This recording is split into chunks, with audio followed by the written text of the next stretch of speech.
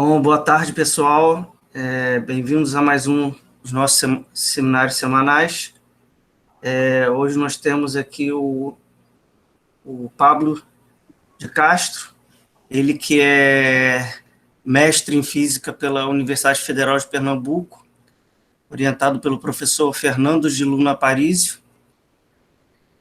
doutor em Física no King's College of London, na Inglaterra, orientado pelo Peter Sollich, e atualmente é pós-doc na Universidade de Chile, tá?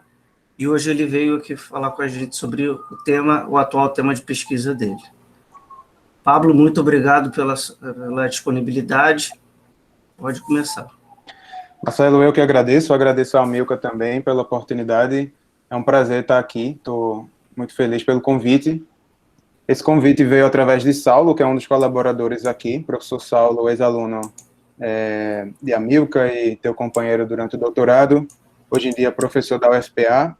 Além disso, a gente tem nesse trabalho a colaboração do professor Rodrigo Soto, que é o chefe do laboratório onde eu sou pós-doc aqui na Universidade do Chile, e Peter Sollich, que foi o meu orientador do doutorado, e está trabalhando com a gente também nesse projeto. Ele está lá numa posição parcialmente no King's College e na Universidade de Göttingen. E, bom, deixa eu começar primeiramente explicando o título. A gente vai falar de misturas ativas. O que é que são misturas ativas, né? Se a gente tem partículas autopropulsionadas, por exemplo, bactérias ou células de um tecido, ou até pessoas, você pode pensar que são partículas autopropulsionadas. No caso em que essas partículas são diferentes umas das outras, a gente chama isso de uma mistura ativa. Ou seja, é uma mistura, porque as partículas são diferentes, e ela é ativa porque existe uma velocidade própria de autopropulsão para essas partículas, para essas entidades. A gente vai estudar esse sistema com um modelo para bactérias, no caso de um canal estreito, tá? E o principal resultado é o subtítulo aí da apresentação, que é o seguinte: a gente encontrou que diversidade nas propriedades de motilidade dessas partículas autopropulsionadas gera um aumento na formação de clusters. A gente vai ver como é que esses clusters se formam. Eles se formam devido ao movimento persistente das partículas e não devido à atração que existe entre essas partículas. No caso, não existe atração. Então, a gente vai ver como que a diversidade nessas propriedades de motilidade pode mudar os tamanhos dos clusters que se formam, tá? Então, vamos primeiro falar de matéria ativa, de forma mais específica. Bom, peixes, pássaros, ovelhas, formigas, pessoas, células como bactérias ou células de um tecido, ou os microfilamentos que mantêm a forma de uma célula dentro dela, ou até partículas autopropulsionadas artificiais, coloidais. Tudo isso se enquadra no que a gente chama de matéria ativa. Então, o que é que eles têm em comum? Existe uma energia, certo? Que aquela partícula retira localmente, seja de dentro dela, por exemplo, no caso de bactérias, queimando moléculas de ATP para gerar movimento, ou seja, diretamente do ambiente ao redor da partícula. Todos esses sistemas vão tirar energia localmente e vão converter essa energia para um movimento autopropulsionado, de tal forma que a dinâmica de cada partícula ela é intrinsecamente irreversível. Então, esse sistema ele vai estar sempre fora do equilíbrio termodinâmico, certo? Ele é diferente, por exemplo, de partículas passivas, como, por exemplo, a partícula de um fluido, que está ali recebendo pancadas de outras partículas de forma completamente passiva, e toda a energia que ela recebe vem desse ruído térmico, dessas pancadas que ela recebe das outras partículas. Nesse caso, de matéria ativa, como eu disse, a gente vai ter essa característica de ter um sistema intrinsecamente fora do equilíbrio em todos os instantes possíveis. Em tempo infinito, a gente espera um estado estacionário, onde a gente tem um equilíbrio dinâmico, mas mesmo assim ainda é fora do equilíbrio termodinâmico. Tá certo? Então, o fenômeno principal que a gente vai estar estudando é a separação de fases induzida por motilidade. Como é que é possível? Antes de eu falar especificamente disso, vamos falar de partículas autopropulsionadas artificiais, tá? Então, aqui no cantinho, a gente tem partículas onde metade da partícula é pintada com um certo químico, uma certa substância química, e a outra metade é pintada com uma outra substância química. Essa partícula é colocada dentro de um fluido, como, por exemplo, água oxigenada, de tal forma que a água oxigenada vai reagir somente com um dos lados dessa bolinha, fazendo com que a bola, a esfera, emita algumas partículas, nesse caso aqui, água e gás oxigênio, e isso gera uma simetria que impulsiona a partícula, nesse caso, da esquerda para a direita, aqui na foto. Obviamente, essa velocidade, que a gente chama de velocidade de nado, ou velocidade ativa, ela vai ser numa direção fixa, porém com algumas mudanças. Lentamente, devido a ruído térmico, a gente vai ter uma mudança nessa direção da velocidade, mas, de forma geral, é uma direção bastante persistente, certo? Então, o que acontece aqui nessa figura, a gente coloca... Licença, sou eu. Claro. Qual a diferença de motilidade e mobilidade? Ou não tem? Eu não entendo essa palavra direito, motilidade. Claro. Motilidade é reservado para partículas ativas, enquanto que mobilidade é algo que, mesmo no caso de partículas passivas, você poderia definir. É uma quantidade proporcional ao coeficiente de difusão, lá no caso de partículas passivas. Então, se uma partícula passiva ela difunde muito, ela tem bastante mobilidade, lá no caso de passivas. Aqui também seria o caso, mas além disso existe a motilidade, que é algo específico de partículas ativas, ou seja, o fato dela ter essa velocidade de autopropulsão própria, ao invés de ser uma partícula passiva. Obrigado. Ótimo. Qualquer pergunta, por favor, fiquem à vontade aí. Tá? Então, é claro que é só uma questão de definição desses nomes, motilidade e mobilidade, eles são palavras de origem muito parecida, mas é isso, a motilidade é específico para sistemas de partículas ativas, né? Partículas ativas. Então, quando a gente tem várias dessas partículas colocadas de forma homogênea, certo? E espontaneamente se formam clusters, como a gente está vendo aqui. Como é que é possível formarem clusters de forma espontânea, sendo que não existe nenhuma força de atração eletrostática entre as partículas, como seria o caso em fluidos, né? Fluidos moleculares convencionais. Bom, o que acontece, basicamente, é que as partículas elas se chocam, né? E aí, devido ao movimento persistente, devido a essa velocidade de nado, elas continuam tentando ir naquela direção, e quando elas não mudam de direção rápido o suficiente, pode ser que uma terceira partícula se junte àquelas duas, e assim a gente tem a formação de um pequeno cluster de 3 partículas, e considerando que a densidade fora desse cluster de 3 partículas é alta o suficiente, isso significa que uma outra partícula, uma quarta partícula, pode se juntar ao sistema, e por aí vai, até que a gente tenha a formação desses clusters. Esse processo ele vai saturar quando a densidade de partículas fora do cluster for suficientemente pequena para que a probabilidade que uma partícula de fora se junte ao cluster seja muito baixa, e aí a gente tem um estado estacionário de equilíbrio dinâmico, certo? Então, por isso que a gente diz que é um sistema onde tem separação de fases induzida por mobilidade. Separação de fases porque a gente tem a formação de clusters, essa seria a fase densa, e ao redor a gente tem partículas isoladas, que seria a fase gasosa, certo? Ou a fase diluída. Ok? Então, isso aí são experimentos com partículas. Essas partículas se chamam partículas Janus, tá? Por causa do deus grego, que tinha 2 caras. Tá? Então, esses aí são experimentos com partículas Janus, autopropulsionadas, onde se verifica essa motilidade induzindo a separação de fases. Tá? Aqui a gente tem simulações que foram feitas aqui no grupo, com esse aluno, Maurício Rojas, que está fazendo mestrado com a gente, eu estou participando na coorientação dele. Aqui a gente tem 2 tipos de partículas rápidas e partículas lentas. As rápidas são as azuis, as lentas são as vermelhas. E a gente tem condições de contorno periódicas e um obstáculo aqui no meio, tá? Então, esse obstáculo ele é assimétrico, a gente vai entender por quê já já. Mas vamos dar uma olhadinha rapidinho nessa animação. Bom, o que a gente vê aqui é que as partículas elas se aglomeram em cima do obstáculo.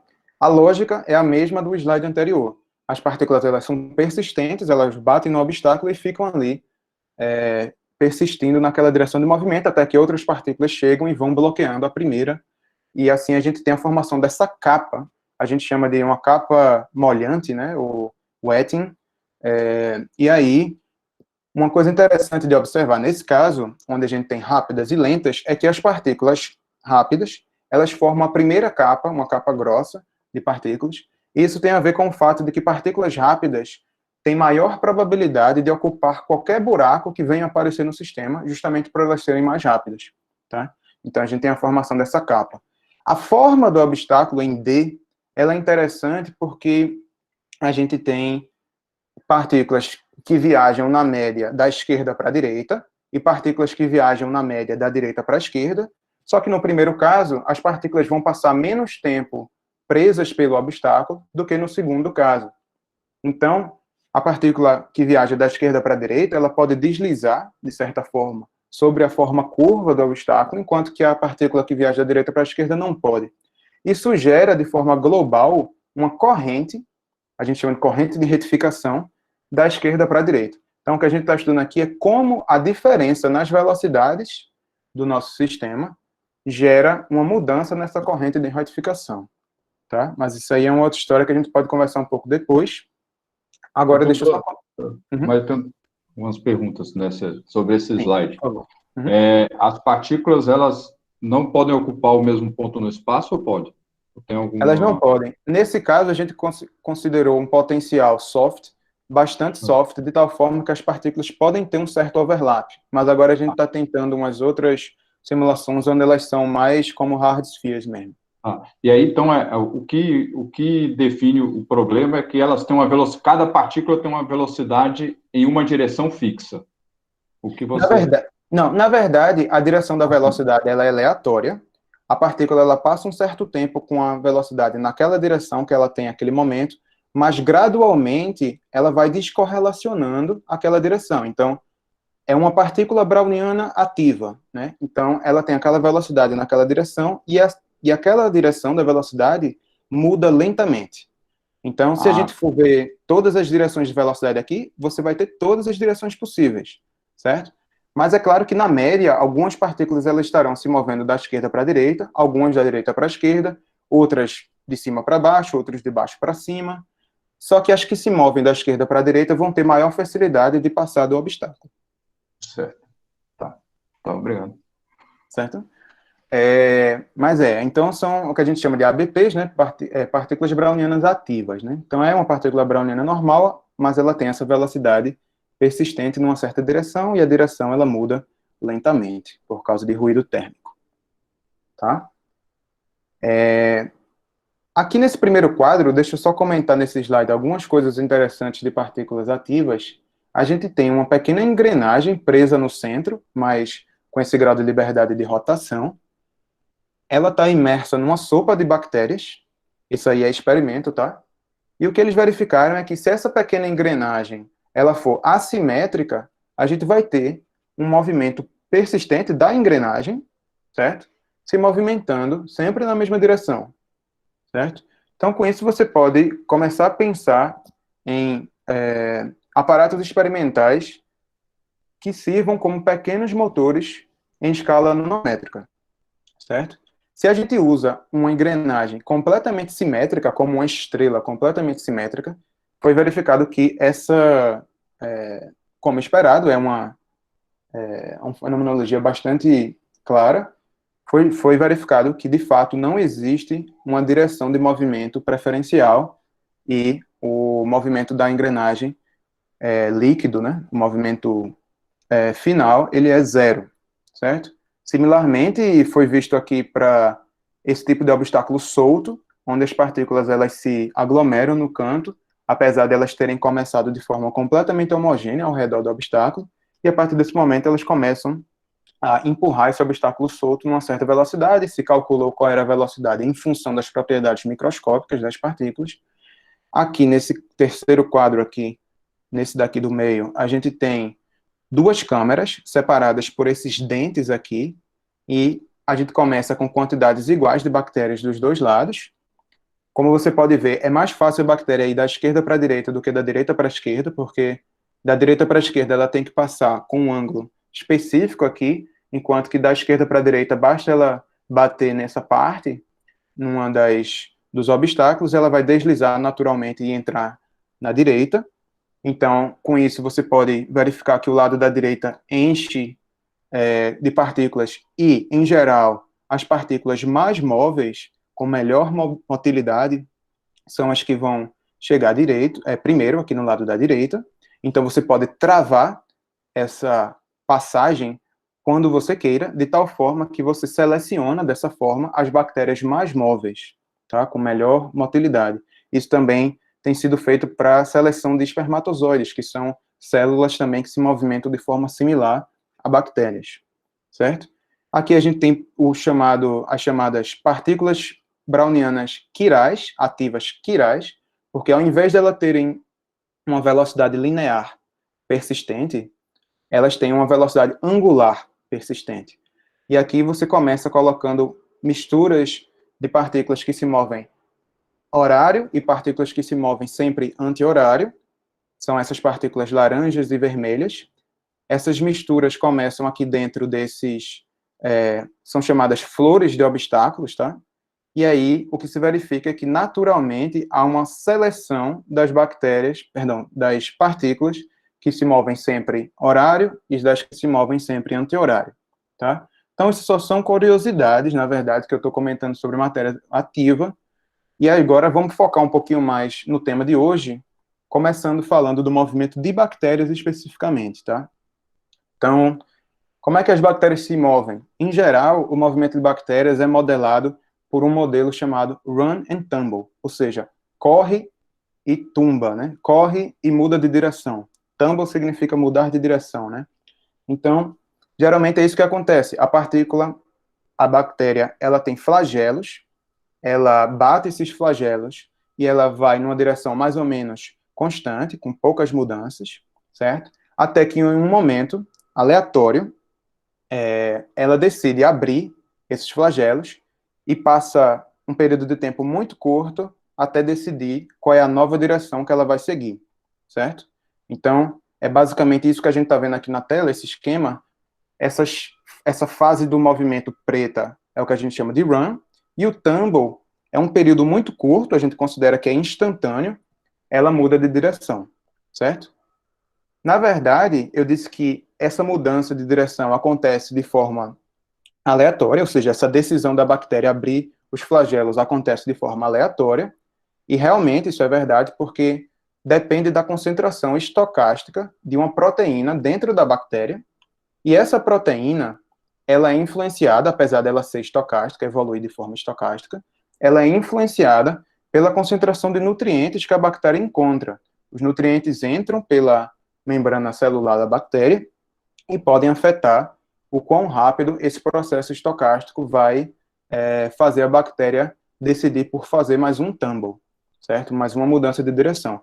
Porém, se a gente está num caso onde a distribuição de nutrientes ao redor da bactéria ela é homogênea, o que acontece é que, na média, a quantidade de tumbles ela é fixa. Então, a gente tem uma frequência de tumbles, a gente chama isso de taxa de tumbling, tá?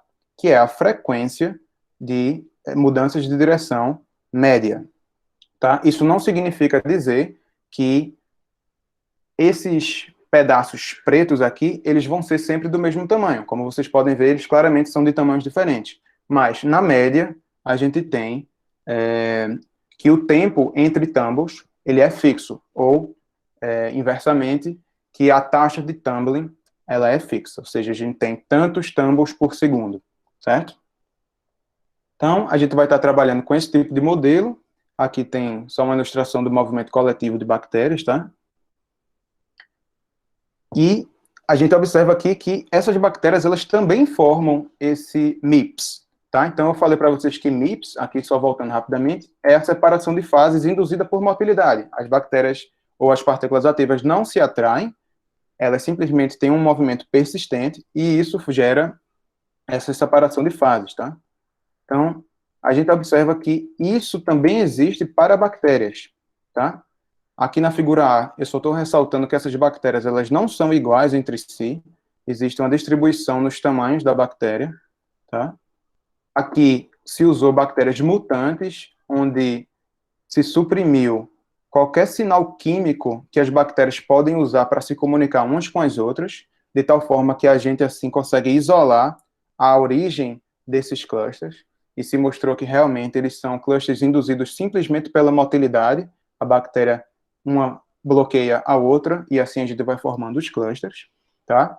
Para maiores concentrações de bactérias, a gente vai ter clusters maiores, como esperado, e aqui eu vou comentar sobre o modelo de gás na rede, né, de partículas run and tumble, certo? Então, basicamente, em duas dimensões, a gente tem N sítios, cada sítio pode ser ocupado por, no máximo, uma partícula, a gente tem uma concentração adimensional, né, uma packing fraction F, quer dizer, φ, cada partícula tem um diretor, ou seja, uma direção, esquerda, direita, para cima, para baixo.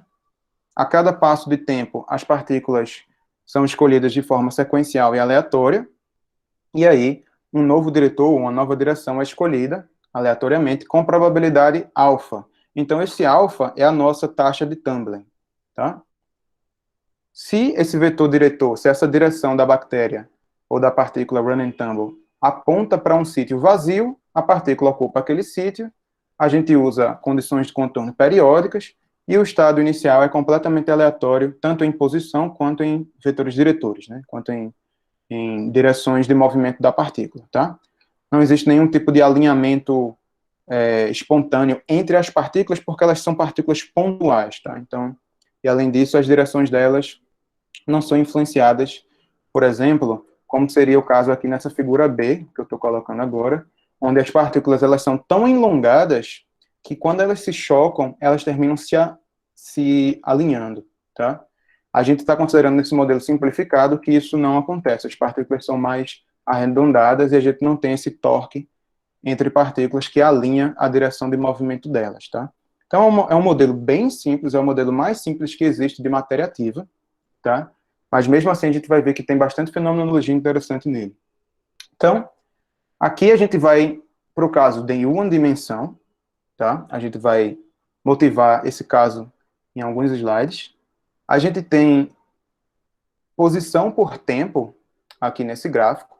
Já estamos dentro do estado estacionário, ou seja, onde os tamanhos de clusters, na média, já atingiram um tamanho constante, aproximadamente constante, um tamanho de equilíbrio dinâmico, certo? E aqui a gente tem o que acontece para dois valores de taxa de tumbling, certo? Quando a taxa de tumbling ela é maior, a gente vai ter que as partículas elas mudam de direção mais rapidamente, digamos assim, elas são menos persistentes ou mais impacientes, né? E quando isso acontece, a gente vai ter menos tempo para que uma terceira partícula chegue e bloqueie uma partícula no meio. Então, naturalmente, os tamanhos dos clusters, eles são menores quando o alfa é maior. Então, repetindo, quanto maior a taxa de tumbling, menos persistente é o movimento da partícula e menos clusters, ou melhor dizendo, menores são os clusters. Certo? Nesse trabalho que a gente está comentando hoje, que eu estou entrando agora nisso, a gente está considerando que ao invés de todas as partículas terem a mesma taxa de tumbling alfa, elas vão ter taxas de tumbling diferentes. Isso dá um novo grau de realidade no problema, que está muito mais a ver com o que realmente acontece em situações com bactérias. Por que estudar canais estreitos? Primeiro, a teoria ela é mais simples, e além disso, no solo, existem bactérias que nadam em pequenos poros. Esses poros, muitas vezes, eles são bastante alongados, e devido a esse movimento das bactérias dentro desses poros, elas terminam atingindo as raízes de plantas e levando nutrientes para aquelas plantas. De tal forma que bactérias em poros são considerados biofertilizantes, fertilizantes naturais, de tal forma que, se a gente tem clusters se formando dentro desse poro, isso vai diminuir a eficiência desses biofertilizantes, porque as bactérias vão passar mais tempo para atravessar os clusters de bactérias que estão ali bloqueando a sua passagem. Certo? Então, vamos comparar aqui, isso já são simulações do nosso trabalho, Vamos comparar aqui dois casos, tá? O caso monodisperso e o caso completamente polidisperso. O que é que quer dizer essas palavras? No caso monodisperso, todas as bactérias elas são idênticas umas às outras, tá? É o caso que a gente acabou de discutir aqui. Ou seja, todas elas têm a mesma taxa de tumbling alfa. Nesse caso aqui, polidisperso, a gente diz que ele é completamente polidisperso, porque a gente tem uma distribuição contínua de valores de alfa. Essa distribuição aqui na figura B, do lado esquerdo, tá? Tem esse parâmetro, lambda, que é um parâmetro que a gente obtém experimentalmente. Para o caso das bactérias do tipo E. coli, da espécie E. coli, o lambda é 1,6. Essa é a função, mas não importa essa fórmula aqui. É uma distribuição log normal. Ela tem essa cara aqui. E a gente vê que, mesmo que a gente tenha, nesses dois casos simulados, a mesma taxa de tumbling média para o sistema, ou seja, a gente calcula a média sobre todas as partículas da taxa de tumbling. Nesses dois casos, é a mesma média. Mesmo assim, a gente vê que o caso onde tem maior diversidade de taxas de tumbling é o caso onde a gente tem clusters maiores. Então, o nosso trabalho ele mostra esse fenômeno e ele tenta explicar, de fato explica por que isso acontece e calcula qual é o tamanho médio dos clusters quando a gente vai aumentando a diversidade, certo? Para deixar as coisas mais simples, por hora, vamos considerar uma distribuição de taxas de tumbling mais simples. Então, ao invés de a gente ter uma distribuição contínua de alfas, vamos considerar que a gente tem somente dois valores de alfa, alfa A e alfa B. Metade das partículas tem alfa A igual a alfa 0, 1 mais delta, e metade das partículas tem alfa B igual a alfa 0, 1 menos delta. De tal forma que a gente pode dizer que existe uma bidispersividade no sistema, certo? Uma bidispersividade nas taxas de tumbling do nosso sistema de bactérias, certo? E quando a gente aumenta o delta, a gente vê que a média global do sistema se mantém constante, é esse alfa 0.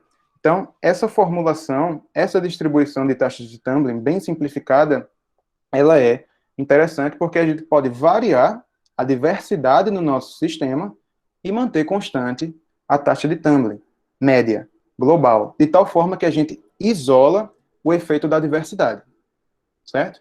Por que isso é interessante? Porque geralmente, em simulações e em teoria, se considera que todas as partículas do sistema têm a mesma taxa de tumbling. Obviamente, como a gente já comentou, isso não é muito realístico.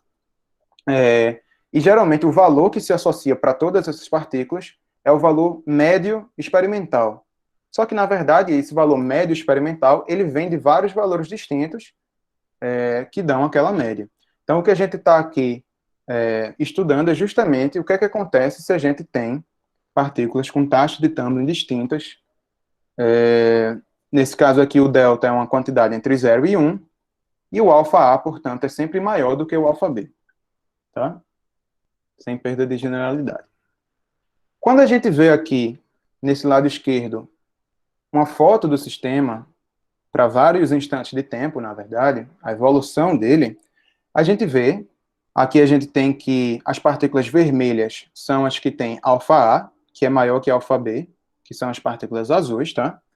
Quando o delta, ou seja, quando a diversidade do nosso sistema ela é maior, a gente vai ter mais partículas do tipo alfa A povoando o nosso gás, ou seja, a nossa região de partículas isoladas. Isso tem a ver com o fato de que as partículas alfa A são aquelas que têm menos persistência, porque elas têm taxa de tumbling maior, e, portanto, menos tendência a participarem de clusters, certo? Então, além disso, a gente vê aqui nessa figura A da direita que a distribuição de tamanhos de clusters, ela é exponencial. Esse gráfico ele é log linear, tá? Então, a gente tem uma reta, portanto, um decaimento exponencial. E quando a gente aumenta a diversidade delta, a gente tem uma distribuição que se move para valores mais altos de L, ou seja, para valores mais altos do tamanho de cluster, certo?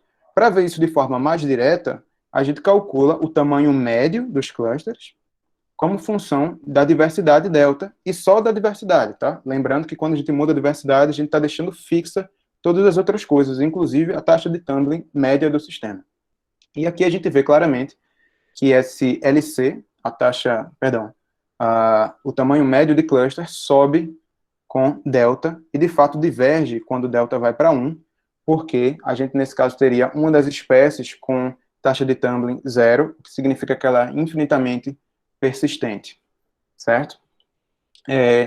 Similarmente, já que a gente tem mais partículas participando de clusters, né, já que o tamanho de cluster cresce com delta, a gente vai ter que a fração de partículas que se movem a cada passo de tempo, na média, decresce com delta. E, da mesma forma que no inset, a gente tem, na figura C, que a densidade de partículas isoladas decresce com delta, justamente porque a gente tem mais partículas participando de clusters, tá? Agora, por que quando a gente aumenta o delta, a gente vai ter um aumento, sendo que o delta está sendo aumentado de tal forma que alfa A cresce na mesma medida que alfa B decresce? Bom, para entender isso, a gente tem que observar que o LC, ele é o tamanho médio de cluster, tá? E no caso monodisperso, deixa eu voltar rapidinho, já tinha se observado nesse artigo de 2014 que o LC, ele vai com 1 sobre raiz de alfa, tá? Então, quando a gente aumenta o alfa, a gente diminui o LC, como a gente já tinha observado, mas é 1 sobre raiz de alfa, tá? De tal forma que, quando a gente aumenta o delta, nesse caso binário agora, nesse caso bidisperso, apesar de a gente aumentar o alfa na mesma medida que a gente diminui o B ele vai contribuir mais para os clusters, tá? Porque é 1 sobre raiz de alfa. Outra forma da gente ver isso é o seguinte: imagina que na borda de um cluster a gente tem uma partícula do tipo alfa A. Essa partícula ela vai sair da borda do cluster rapidamente, porque ela tem uma taxa de tumbling alta, tá? Então, para ser uma partícula da borda, ela tem que estar apontando para o centro do cluster, e aí, a partir do momento que ela fizer um tumble, ela vai escapar do cluster. No entanto, uma partícula alfa B, ela vai passar muito tempo ali. Então, uma partícula alfa B, ela aprisiona outras partículas, inclusive partículas alfa A, por mais tempo do que uma partícula alfa A aprisiona partículas alfa B. Então, essa simetria gera exatamente esse comportamento onde a gente tem LC crescendo com a bidispersividade. Então, quanto mais alfa A é diferente de alfa B, mais cluster a gente vai ter no nosso sistema. Tá? Ou melhor dizendo, maiores serão os clusters. Mas esse modelo ele é muito simplificado. A gente está considerando partículas em uma dimensão. Ou seja, o canal seria tão estreito que só cabe uma partícula em cada posição ao longo do canal. Para remediar isso e considerar situações ainda mais gerais, a gente liga uma probabilidade, uma frequência de cruzamento entre as partículas. Como é isso? A gente está basicamente considerando uma situação onde o tamanho do nosso canal ele é um pouco maior do que o tamanho da bactéria, do que a cabeça da bactéria, certo? De tal maneira que, com certa frequência relativamente baixa, aquelas partículas elas poderão se cruzar ao longo do canal, tá? Então, quando isso é ligado, quanto maior esse P-cross, que é essa probabilidade, essa frequência de cruzamentos entre as partículas, efetivamente maior seria o nosso canal, menos estreito seria o nosso canal. E quando a gente liga isso, a gente permite que as partículas saiam ou escapem do cluster mais facilmente, de tal forma que, como a gente tem aqui nessa figura, as partículas vermelhas, que são aquelas com menos tendência a participarem de clusters, começam a povoar o gás, ou seja, a região de partículas isoladas, fora do cluster, de forma mais presente. Quando a gente aumenta esse P-cross bastante, a gente vê que os clusters, eles começam a se dissolver completamente. Ou seja, a densidade de partículas que a gente tem para um canal tão amplo quanto esse que a gente tem agora para valores altos de P-cross, essa densidade já não é mais suficiente para promover a formação dos clusters.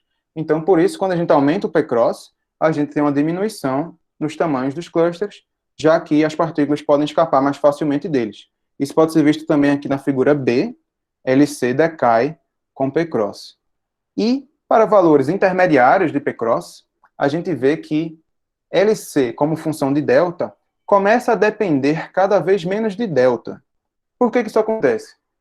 A partir do momento que a gente liga o crossing, a partícula não tem que mais esperar tanto quanto ela teria que esperar para escapar do cluster. Antes ela teria que esperar que a partícula da borda fizesse um tumble, que a seguinte fizesse um tumble, e por aí vai, até que ela pudesse escapar. Porém, agora, ela pode escapar através de cruzamentos, ou seja, cruzando ao longo do canal. E quando isso acontece, a importância das taxas de tumbling ela é diminuída, obviamente, porque agora, cada vez mais, o tamanho do cluster é setado pelo crossing, até um ponto onde o crossing é tão alto que a dependência de LC com delta passa a ser nenhuma. Então, a gente tem essa curva horizontal. Ou seja, os crossings começam a controlar completamente os tamanhos dos clusters e o tumbling já não é mais importante, certo? Claro que isso seria uma situação extrema, onde o canal é extremamente amplo, né? Extremamente, muito pouco estreito.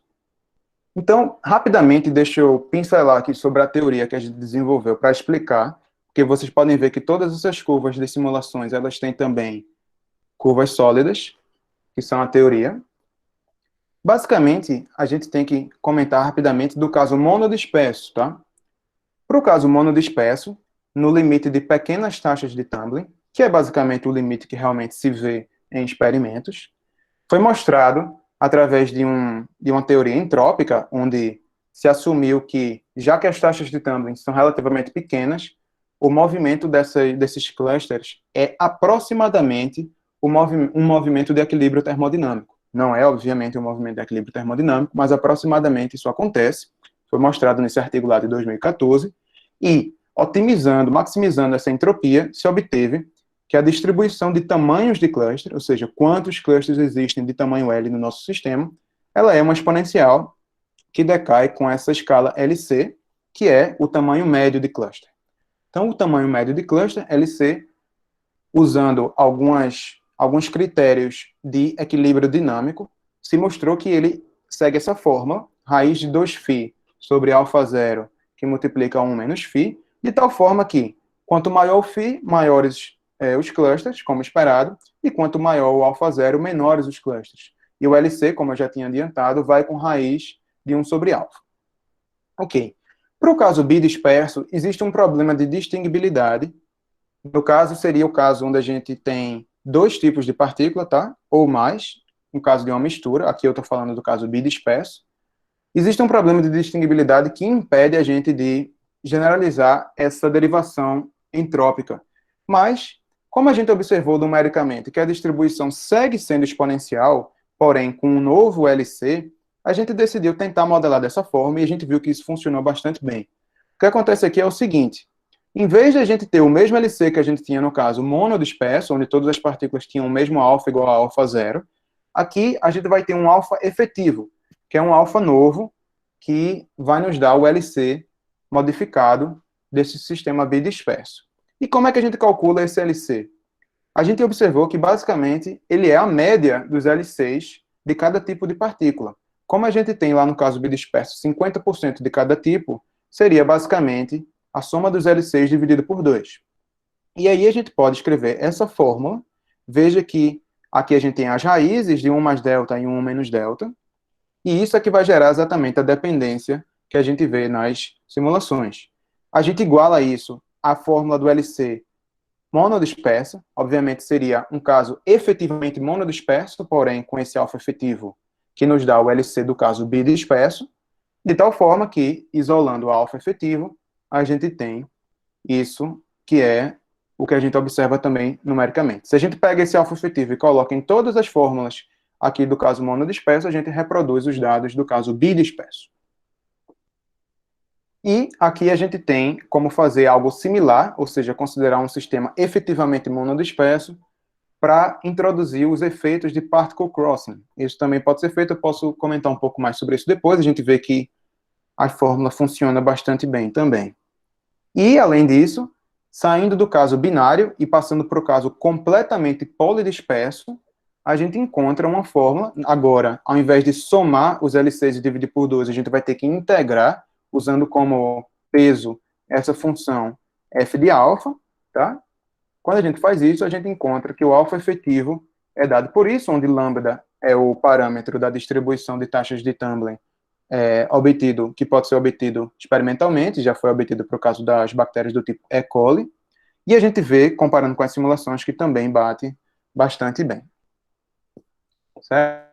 A fenomenologia para o caso completamente polidisperso é a mesma fenomenologia do caso binário, ou seja, quanto mais diferentes são as taxas de tumbling do nosso sistema, mantendo fixa a taxa de tumbling global média, maiores são os clusters. Certo? Então, como conclusões, a gente tem, eu não vou repetir, tá? Apenas comentar duas delas que eu não falei, que é o seguinte: uma questão que pode se perguntar é se esse fenômeno, onde a gente tem uma ampliação dos clusters, certo? Se esse fenômeno de ampliação dos clusters, ele é um fenômeno quantitativamente relevante em sistemas reais. E o que se viu, usando os valores da E. coli, é que provavelmente ele é um fenômeno quantitativamente relevante. O que se viu aqui no nosso trabalho foi que, se a gente não considerar a polidispersividade, ou seja, essa diversidade nas taxas de tumbling, a gente vai ter um tamanho médio de cluster que é 60% menor do que ele seria no caso onde todas as bactérias têm a mesma taxa de tumbling, que seria a taxa de tumbling média do sistema. E, além disso, a gente conseguiu fazer um mapeamento entre um caso completamente polidisperso, né, com a distribuição contínua, e um caso binário. Então, fazendo isso, a gente pode reduzir as dimensões do nosso espaço de composições, né, o espaço de densidades dos vários tipos de partícula, e isso é bastante útil para simulações. Tá? Esse método eu não vou entrar em detalhes agora, mas, basicamente, a gente faz um match entre o LC do caso polidisperso e o LC do caso monodisperso, com algumas, bidisperso, com algumas ressalvas. E, além disso, outra questão que a gente pode se perguntar é se essa fenomenologia, onde a gente tem a ampliação dos clusters induzida por diversidade, se essa metodologia ela é específica para esse modelo na rede, esse modelo simplificado. E o que a gente pode observar é que provavelmente não. Para entender isso, a gente argumenta o seguinte: já foi mostrado através de simulações que para modelos fora da rede, ou seja, modelos onde cada partícula pode ocupar continuamente cada posição, seja partículas do tipo run and tumble, ou partículas brownianas ativas, que seria o caso daquelas partículas tipo o colloide artificial que eu falei, ou outros modelos de partículas ativas, para todos eles, já se mostrou que o tamanho médio de cluster em uma dimensão segue raiz do tempo de persistência, onde o tempo de persistência, no nosso caso, é 1 sobre alfa, certo? Então, para o caso monodisperso, que é o caso desse artigo aqui, já se mostrou que a fórmula básica para o caso monodisperso é que LC vai com 1 sobre raiz de alfa. E foi essa base que a gente usou para mediar, para tirar a média do caso de misturas, ou seja, para o caso bidisperso ou para o caso polidisperso, certo? De tal maneira que a gente tem razões, evidência teórica muito forte de que essa situação, ela vai, essa fenomenologia, ela vai ser válida universalmente para qualquer modelo de matéria ativa. Então, de tal forma que a mensagem que a gente queria deixar aí é que bactérias que são mais diversas em taxa de tumbling, ou seja, em mudança de direção, formam clusters mais grandes, maiores, certo? Então, é isso que isso aí eu vou deixar para depois, termino com os colaboradores, e se vocês tiverem alguma pergunta, eu agradeço, fico feliz em responder. E agradecer mais uma vez. Obrigado. Muito obrigado, Pablo. Então, vou abrir agora para perguntas. Quem quiser fazer perguntas, pode escrever no chat ou abrir o microfone para fazer pergunta. Tem uma pergunta do Luciano. Isso que eu falo. Já tem uma pergunta aqui do Luciano. Ele está perguntando se o trabalho também serve para vírus. Então, até onde eu sei, não. Vírus, eles são muito, muito menores do que bactérias, eles não têm autopropulsão, eles se movem através de difusão, de osmose mesmo, e eles, eventualmente, encontram alguma célula e se eles grudam naquela célula através de proteínas que existem ali na camada do vírus. Então, é uma fenomenologia bastante diferente. Eu acredito que isso não vale para vírus. O tamanho da bactéria é realmente ordens de magnitude maior do que o tamanho do vírus, apesar da bactéria também já ser bastante pequena. Mas tem um mundo novo aí dos tais vírus gigantes, né? Eu já ouvi falar disso, que ele tem tamanhos comparáveis a bactérias. Poderia ser, mas realmente eu estou por fora de como é que seria essa questão para a fenomenologia de vírus. Mais alguma pergunta? Obrigado, Luciano. Tem pergunta, Milka? Espera aí que eu me... Mas eu acho que os estudantes podem fazer perguntas primeiro, depois eu faço. Por favor, gente, fiquem à vontade aí. E obrigado pelos comentários. Bem, minhas perguntas são assim, mais algumas... sei que é muita coisa para estudar, às vezes não dá tempo e tal, mas até no início, nos dois exemplos, nas fotos iniciais, né, o problema é sempre um problema tridimensional. E a gente sabe, né, por várias outras razões, que transições de fase são bastante dependentes das dimensões e codimensões e tal. Tem alguma análise, e quanto vai aumentando algumas dimensões, a chance de haver outras fases e tal, tem já trabalhos nessa linha em outras dimensões? Então, ótima pergunta. Existem trabalhos com matéria ativa, onde as partículas não são idênticas, e a gente estuda elas em 2 dimensões. Existem esses trabalhos, porém, nunca se estudou os tamanhos dos clusters como função do quão diferente as partículas são. Ou seja, nunca se estudou os tamanhos dos clusters como função da bidispersividade ou da diversidade entre as partículas. O que a gente quis fazer aqui foi focar nesse caso de uma dimensão, primeiro porque ele tem uma aplicação, que são esses canais, onde as partículas se movem no solo, e segundo, porque no caso de uma dimensão, a gente tem essa distribuição, que é uma distribuição exponencial, decai exponencialmente, e já se mostrou que no caso de 2 dimensões, certo? Experimentalmente e através de simulações, mas no caso monodisperso, tá? De 2 dimensões, já se mostrou que não é uma exponencial, é uma exponencial multiplicada por uma power law, certo? Por uma lei de potência. Então, existem essas e não se conseguiu derivar isso entropicamente, foi simplesmente uma constatação numérica, certo? De tal forma que a gente preferiu focar no caso de uma dimensão por essa questão, mas eu e o Saulo temos conversado bastante sobre estender isso para 2 dimensões, só que, claro, vai haver algumas... Existe, por exemplo, uma transição em 2 dimensões, que tem a ver com o que você falou aí, que é o seguinte, ao invés de a gente ter uma distribuição sobre os vários tamanhos de cluster, a gente tem essa distribuição, mas para uma concentração suficientemente alta, aparece um pico a valores altos de L, né, que é o tamanho de cluster. Então, tem a distribuição aproximadamente exponencial, né, multiplicada, modulada por uma lei de potência, e além disso surge um pico em valores altos. Então, são coisas interessantes, mas nada disso foi feito para misturas. A gente começou deixando a complexidade na mistura e tirando a complexidade da dimensão, da dimensionalidade. Certo. E aí, assim, além de você ver concentração, aparece resultados de derivadas de concentração, que em geral também a gente vê em transições de fase as derivadas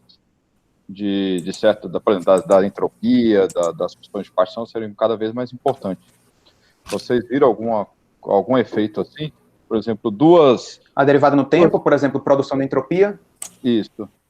Ou produção de entropia ou a derivada da concentração.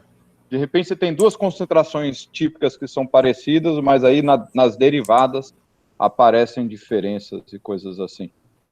Seria a derivada no tempo, né? Tipo, como evoluciona, como evolui aquilo, né? Ou do espaço, né? Na concentração, né? Já que os clusters vão tendo tamanhos, né? E tem uma dispersão do tamanho, né? Exatamente, perfeito. Só que eles alcançam um estado estacionário, né? Então, a gente não tem mais essa derivada espacial no estado estacionário. Todas as densidades, elas são... Claro que existem flutuações, né? Mas, na média, a densidade... o perfil de densidades, ele é constante. Então, a gente não tem essas derivadas. Se a gente tivesse essas derivadas, a gente teria uma difusão, né? Porque a gente teria um dφ dx lá no sistema, de tal forma que as partículas, por difusão, continuariam se movendo até realmente se alcançar o estado estacionário. Certo, entendi. E a outra coisa, assim, do ponto de vista de aplicação, o que se pensa? Você saber que forma cluster, por exemplo, essas bactérias, né, de cólera e coisa assim, qual que seria que você vislumbraria de uma aplicação, seja farmacológica, alguma coisa? Uma das aplicações é essa que eu comentei mais ou menos, que é biofertilizantes, né? Essas bactérias, elas se movem dentro de poros no solo, dentro de canais, e a gente não quer que elas formem clusters, porque aí a gente vai diminuir a eficiência dessas bactérias que estão ali se movimentando justamente com o objetivo de levar nutrientes para as raízes de plantas. Aqui na Argentina se usa bastante esse tipo de biofertilizante, e o que a gente observa com esse trabalho é que se as bactérias elas são menos diversas, certo? Se a gente consegue fazer uma seleção genética das bactérias de tal forma que elas são menos diversas, essa população de bactérias ela vai tender a formar menos clusters. Ainda que a gente tenha, na média, a mesma taxa de tumbling, né, do movimento das bactérias, elas vão tender a formar menos clusters e tudo indica que isso vai dar uma maior motilidade geral para o sistema e uma maior eficiência para o biofertilizante. Além disso, a gente pode falar também de outras situações onde a gente tem misturas de bactérias ou misturas de células, né? Por exemplo, no tecido humano ou de animais, a gente tem diferentes células, e se a gente vê como essas células vão crescendo no tempo, filmar isso e acelerar a velocidade do vídeo, parecem partículas ativas como bactérias. Só que esses tecidos, cada um deles, cada célula desse tecido tem uma motilidade diferente, porque, em geral, mesmo que seja do mesmo tecido, essas células, elas têm funções ligeiramente distintas, e isso está relacionado com motilidades ligeiramente distintas. Quando a gente tem encontro entre tecidos, a gente tem, de fato, motilidades bastante diferentes entre as células que se movem ali. Então, esse tipo de situação, onde a gente tem misturas ativas em biologia, são situações onde a gente pode, de fato, aplicar esses conceitos de formação de cluster. Muito, muito bacana. Aí eu pensei, agora é só ficar assim, minha imaginação, quando você estava falando aí, né, alguns exemplos tentando... Um deles era justamente, por exemplo, até formação de manadas, né? Se não sei, tá uma manada correndo, por exemplo, uma manada de zebra correndo, né? E que a corrida em manada protege melhor forma, no certo sentido, é um cluster que se protege melhor de uma manada de leão. Então, não é só porque você está em conjunto, mas talvez pela motilidade. Não sei, a minha imaginação é que assim, ficaria mais difícil para uma caçada do outro, né? Porque o encontro a formação de dois clusters distintos fica mais difícil. Então, e aí tem toda essa área na biofísica, né? Por exemplo, pesquisas de presa-predador, de coisas assim, né? E de repente esse modelo você coloca uma variável a mais, né? Porque a formação dos clusters, que seriam as manadas, correndo, né? Estou falando aqui de de zebras, né? Gera uma proteção a mais para esse... Mas não porque elas estão em muitas, né? Mas pela motilidade geraria uma proteção. Claro, e a diversidade entre elas geraria ainda mais clusters, né? E elas estão correndo em modos diferentes, né? Isso. Elas estão correndo... E a mesma coisa para o trânsito. Aí duas coisas também, né? O trânsito, que é sempre uma questão que eu já tentei acompanhar, não entendi o modelo, talvez, eu nunca entendi esse modelo, e talvez o que você esteja falando é o seguinte, que era a questão se é melhor para o trânsito fluir, a gente ter velocidade homogênea entre os carros, então todos os carros andando a 60 km por hora, ou se a gente tiver uma distribuição de carros, de velocidade de carro. Carros que estão a 90, outros estão a 50, né? Qual que é a melhor maneira de fluição do trânsito? Eu já ouvi falar, não tenho certeza, porque eu não entendi o argumento, de que velocidade homogênea tende a deixar o trânsito mais eficiente. Mas, pelo que você está dizendo, justamente porque você teria diversidade, aí você teria menos fluição, né? Teria maior formação de cluster, engarrafamento, e, portanto, seria pior, né? Mas eu não estou... Se encaixa bastante. É bem interessante isso que você está falando. Eu, na verdade, nunca li esse trabalho, já ouvi falar desse trabalho aí, de problemas nesse sentido. Inclusive, em escada rolante de metrô, se é melhor também você fazer de uma forma ou de outra. Tem problemas relacionados também. Mas o que você acabou de falar ainda se encaixa, né, no que a gente viu. Ou seja, maior diversidade, mais cluster, ou seja, pior, menos fluidez no movimento. E o que você estava falando de manada é bastante interessante. Essas áreas todas, movimento de carros, de pessoas, movimento de manadas, tudo isso se encaixa dentro do que a gente chama de matéria ativa, né? A todo momento eu vejo pessoas falando sobre essas coisas, são realmente bastante interessantes para quem tiver mais interesse aí e ir atrás. Eu já vi, por exemplo, trabalhos onde se considera pássaros, peixes e manadas também de ovelhas, e justamente a formação de cluster, ela proporciona uma proteção melhor, porque as partículas que elas estão, os animais que estão dentro do cluster, eles não vão estar em contato direto com o exterior. Isso também acontece com as próprias bactérias no que se refere a antibióticos. Se você coloca antibióticos para a bactéria, elas tendem a formar cluster. Agora, esses clusters, eles não são induzidos por motilidade, eles são induzidos pelo medo da bactéria, né? Quimicamente, ela foge daquele veneno, que é o antibiótico. E aí, você forma clusters cada vez maiores, e isso protege coletivamente as bactérias. Claro que algumas delas vão ter que ficar na ponta e essas vão morrer. Mas, coletivamente, a gente tem um número maior de bactérias que sobrevivem ao antibiótico do que se não houvesse a formação de cluster. Então, está tudo relacionado e realmente é uma área bastante interessante. Muito bem, muito bem. A última só coisa que eu pensei, mas ainda na aplicação, era, para quem, acho que são aquelas corridas que tem na Espanha de touros correndo atrás de pessoas. Sim. Mas é porque, né, que tem as estampidas assim, que eles vão e como as pessoas... Agora são bolas. São bolas, atrás de bolas, né? Agora são bolas gigantes que eles pintam igual um touro, igual uma vaca e deixam rolando. Tá. Para não usar mais os animais. Né? Mas é porque são canais também, né? São pelas ruas, né, da cidade, lá em Pamplona, né? São pelas ruas. E aí você tem pessoas correndo, pessoas que... É muito interessante, que tem as pessoas que treinam o ano inteiro, né? Porque para não ter... E aí chegam os turistas bêbados que já estão mortos. E tem as velocidades também dos bois. Então, aquilo lá é bem nessa ideia também de formação de motilidade. No canal, né? Eu estou falando assim porque a manada, essas coisas, tudo corre em uma única direção, em geral, né? Coletivamente, né?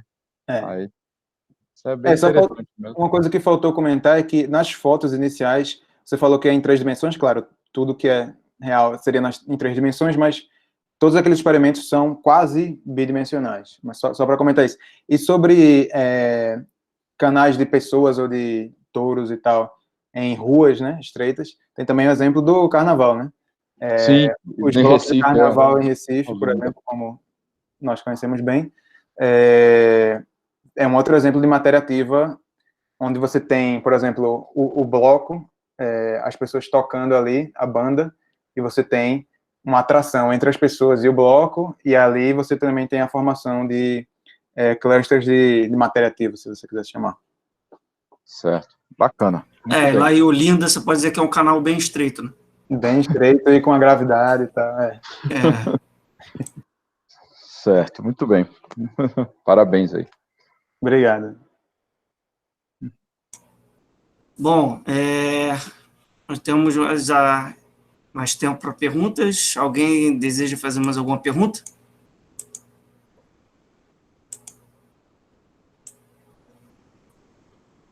Não? Bom, então, mais uma vez eu vou agradecer ao Pablo, agradecer também todos que fizeram comentários e perguntas, enriqueceram o debate. E eu vou pedir para que todos abram os microfones para que a gente possa aplaudir o palestrante. Por favor. Obrigado. Então, gostei do aplauso virtual. Muito obrigado. Agradeço mais uma vez a presença de todos e nos vemos na semana que vem. Tchau, pessoal. Tchau, tchau. Tchau. Até mais. Obrigado, tchau.